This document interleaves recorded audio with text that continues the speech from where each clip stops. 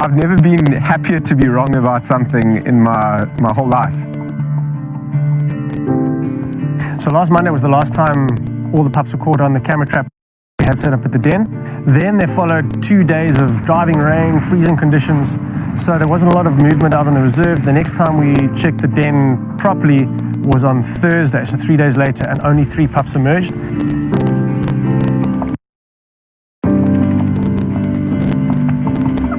And we watched 2 adults move them to another den about 1.5 kilometers away.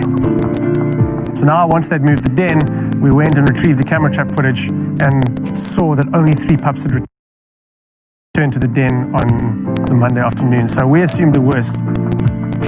Just to lose 7 pups in one go without any answer, no form of closure whatsoever, we were gutted. We came to the conclusion that all 7 pups had been killed.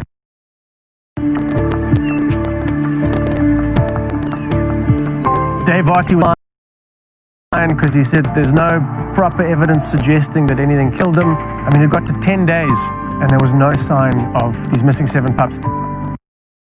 We were all pretty certain at this stage that they were all gone. So when I heard that 7 of the 10 pups were missing, I've got to say my first instinct was I was not convinced.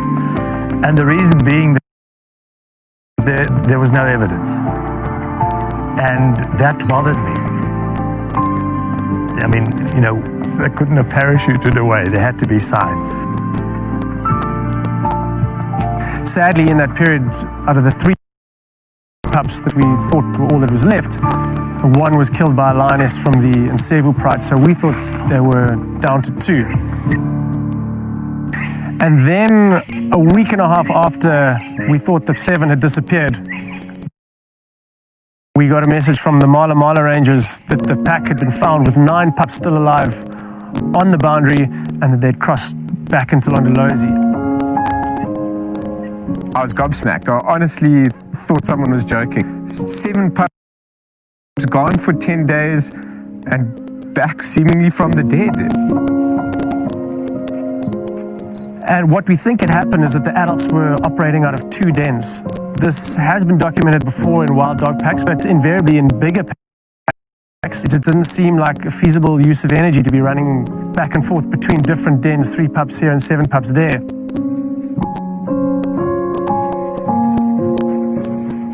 Which is why it hardly even crossed our mind as an option. Yet that must be what was happening, because there's no way those 7 pups could have survived for 10 days by themselves. They had to have been at a den somewhere else. So we headed off at first light. Never searched for anything so hard in my life. Now we're looking for any sign of the wild dogs and their pups. We ended up splitting into different teams and worked the area very carefully on foot. 1 track of an adult. It's going this way. And after a couple of hours, we caught sight of a little pup in the bushes.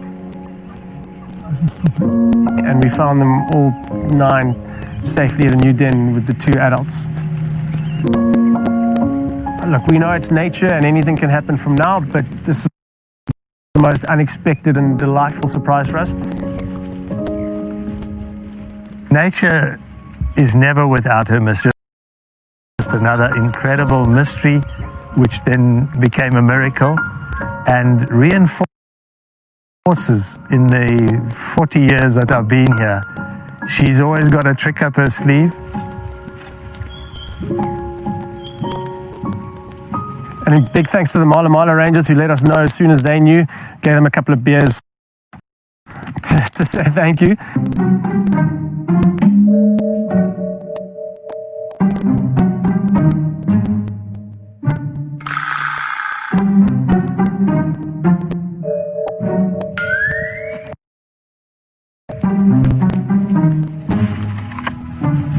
The wonderful thing about this situation is that in the current climate of COVID and what's been happening in the world, the whole large industry is geared towards media now and who's got the greatest sightings and who's got seeing the best wildlife.